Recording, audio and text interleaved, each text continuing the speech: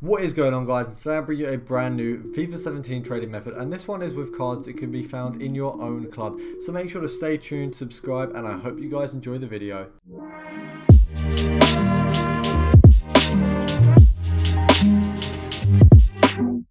So as you can see, guys, we're just having a look through my club and I go onto the consumables. Now this is because this is the easiest way for me to do the method. Those of you with a little bit more stacked clubs might be able to pick up a few manager cards you can sell and also some club items. Now I often clear out my staff and my club items from the game because I don't actually use the staff. I know obviously they say they give you 5% extra on shooting on pace. They usually actually don't do that, so I get rid of them. They're not the best thing to have. They don't seem to have a huge effect on the gameplay in all honesty either. So I don't have any staff in my club, I don't have any managers in my club, and I also don't have any kits or balls that I can sell because I don't see the point of them. I don't really care which kit I'm wearing or which ball I'm using because it makes no difference to the gameplay. Now as you can see here, I'm selling a lot of the position modifiers, and that's simply because I don't use them. A lot of you will have these in your club, and I don't use position modifiers because when I want a player, for example Walker, I wouldn't buy him in right wing back if I needed him as a right back. I'd set the search results as Walker, I'd find his minimum buy now, I'd set to right back, and then I'd pick up the cheapest right back card. I wouldn't go for a right wing back because no one's really going to buy it when I sell it on, and no one, it doesn't fit in my squad either. So it's just awkward. I don't need them cards in my club. So as you can see, I'm selling all the position modifiers. It's actually worth it to also sell the fitness cards if you have a lot of squad fitnesses. They sell for about 1 to 2k each. Hunter cards will sell for 5k, however I appreciate that a lot of you will not want to sell your hunter cards. I don't sell my catalyst cards for the same reason, because I like having them in my club. I like using them on my players.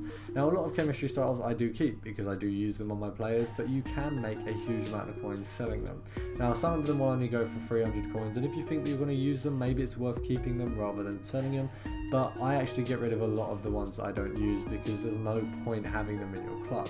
So for example, the ones that do defending and pace, that's not something I'd ever really use on any of my strikers, my defenders, or my wingers, so I get rid of that. It's also worth getting rid of any contracts, any of position modifiers, as I've said, any of the all attributes card, not the single attributes. All of the attributes are the only ones that will sell. If you get like a goalkeeper positioning, it's not going to sell, but if you get all attributes on the goalkeeper, they will sell immediately, especially on a weekend league. Now the rest of this stuff is all just simple stuff you can sell, and it's really easy, but you make huge profits. As you can see in a second, we're going to go into my club after I've sold it. I made 25k roughly. Obviously I did do an investment in this guy here, but that was completely separate, so I made a couple coins off that too. I would just like to say, guys, this is a really good method. It's really simple and it's really easy. You can just go through your own club. Now obviously I didn't make that amount of coins that I'd say was a decent amount of coins off this method. However, that's because I do sort of rinse out my club a lot. I don't really give my club a chance to build up. Sorry about my pronunciation there. I don't give my club a chance to build up at all. I always sort of clear it every maybe 2 weeks or so. But in Xbox, when I sort of go over to that for FIFA 18, I'm definitely going to leave my club and let it get a bit stacked before I do start selling things on. Now if you have enjoyed this video, make sure to drop a like down below. It really does help out. Subscribe if you are new around here because I post daily trading videos, and I'll be back to my normal trading methods tomorrow. And if you haven't seen all the other videos, make sure to go check them out. And I'll see you guys in the next one.